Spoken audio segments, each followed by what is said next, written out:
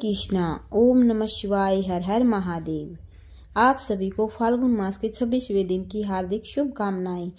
आइए आज हम 26वें अध्याय में चंद्रलोक का वर्णन करेंगे। ब्रह्मा जी ने कहा, हे नारद, अब आप चंद्रलोक का वर्णन कीजिए। चंद्रलोक सूर्य से 1,00,000 योजन ऊपर है। वहाँ धर्मात्मा तथा पुण्यात्मा लोग जाकर अत्यंत आनंद प्राप्त करते हैं। वहाँ किसी प्रकार का दुख और शोक नहीं है। चंद्रमा की किरणों से जो अमृत टपकता है, उसे पीकर वहाँ के निवासी सदैव हष्ट पुष्ट, अजर अमर तथा आनंदित बने रहते हैं। अब मैं तुम्हें यह कथा सुनाता हूँ, जिस प्रकार चंद्रमा के इतने ऊंच पद को प्राप्त किया। हे नारद, मेरे मन द्वारा अत्रि मुनि की उत्पत्ति हुई थी। वे परम तेजस्वी, बुद्धिमान, शीलवान तथा बुद्धिमान हैं। उन्होंने पुत्री अनुसुईया के साथ अपना विवाह किया। तदुपरांत वे मेरी आज्ञा अनुसार अपनी पत्नी सहित ऋक्षकुल पर्वत पर जाकर नर्मदा नदी के तट पर निवास करने लगे। वहां उन्होंने श्वास रोककर 100 वर्षों तक कठिन तपस्या की।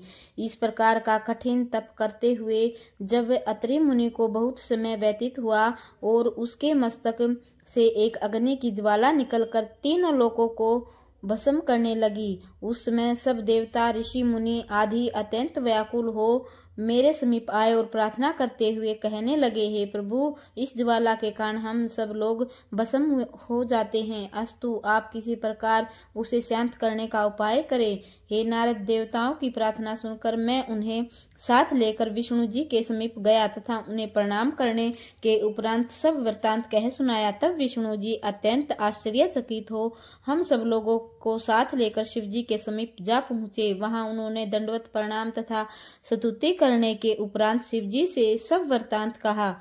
उस समय शिव जी ने यह उत्तर दिया, हे देवताओं, तुम लोग अपने हृदय में चिंतित मत हो। अत्रि मुनि योग साधन कर वायु को जीत प्राणायाम किए हुए तप एवं ध्यान में मगन बैठे हैं। यह ज्वाला उन्हीं के मस्तक से प्रकट हुई है। अब हम उन्हें जाकर वरदान देंगे। इतना कहकर शिव जी मुझे तथा विष्णु जी को साथ लिए हुए अत्रि मुनि के पास जा पहुँचे। उस समय हम तीनों ही देवता अपने मुख स्वरूप को धारण किए हुए थे तथा अपने मुख वाहनों पर आरूढ़ थे। हम तीनों ने एक साथ ही अत्रि मुनि से वर मांगने के लिए कहा और उन्हें यह विश्वास दिलाया कि तुम्हारे समान कठिन तप तीनों लोकों में किसी ने नहीं किया है।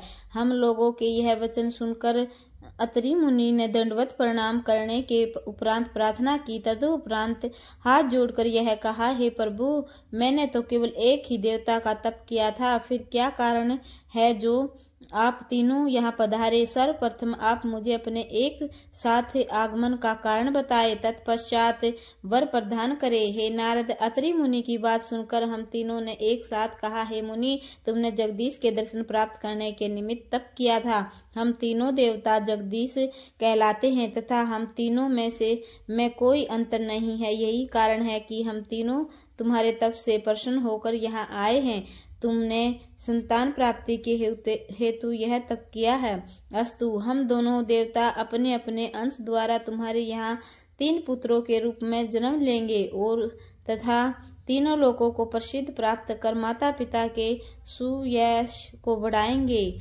इतना कहकर हम लोग अत्रि मुनि को भक्ति का वरदान दे अपने अपने लोक को लौटाए। तब अत्रि भी अत्यंत प्रसन्न होकर अपने घर को चले गए।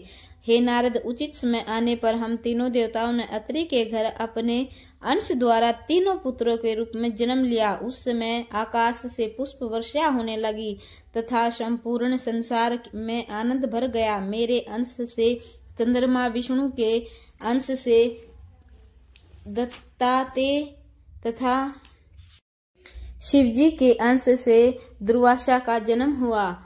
यहाँ मैं तुम्हें केवल चंद्रमा के संबंध में बताता हूँ। कुछ बड़े होने पर चंद्रमा ने काशी जी में जाकर भगवान सदाशिव के चरणों का ध्यान करते हुए कठिन तप किया। तब शिव जी ने प्रसन्न होकर उन्हें वरदान दिया तथा सूर्यलोक के ऊपर रहने के लिए एक लोक भी प्रदान किया।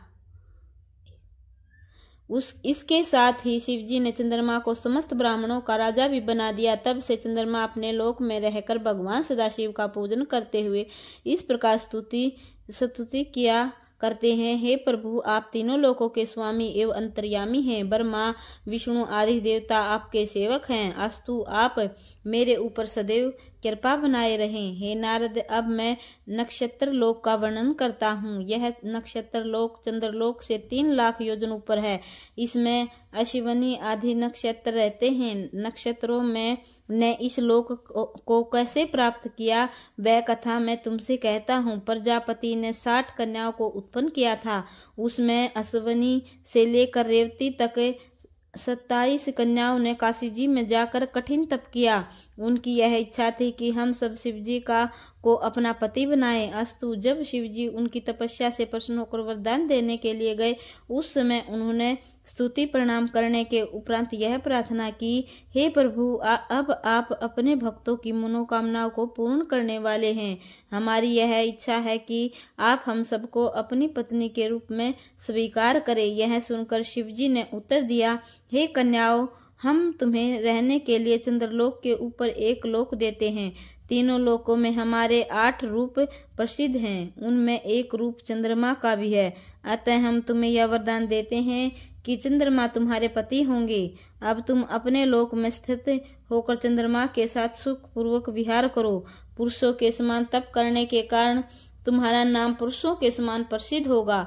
हे नारद, इतना कहकर जब शिवजी अंतर्ध्यान हो गए, वे सब कन्याएं लौटकर दक्ष प्रजापति के पास जा पहुंची। उस समय दक्ष ने शिवजी के वरदान का वृत्तांत जानकर उनका विवाह चंद्रमा के साथ कर दिया। तब उन्होंने 12 राशियों के रूप में चंद्रमा का अत्यंत आनंद प्रदान किया। वे सब नक्षत्र लोक में रहती हुई भगवान सदाशिव का पूजन करती हैं तथा इस प्रकार प्रार्थना किया करती हैं, हे प्रभु, आप सब देवताओं में श्रेष्ठ तथा संपूर्ण संसार के स्वामी हैं।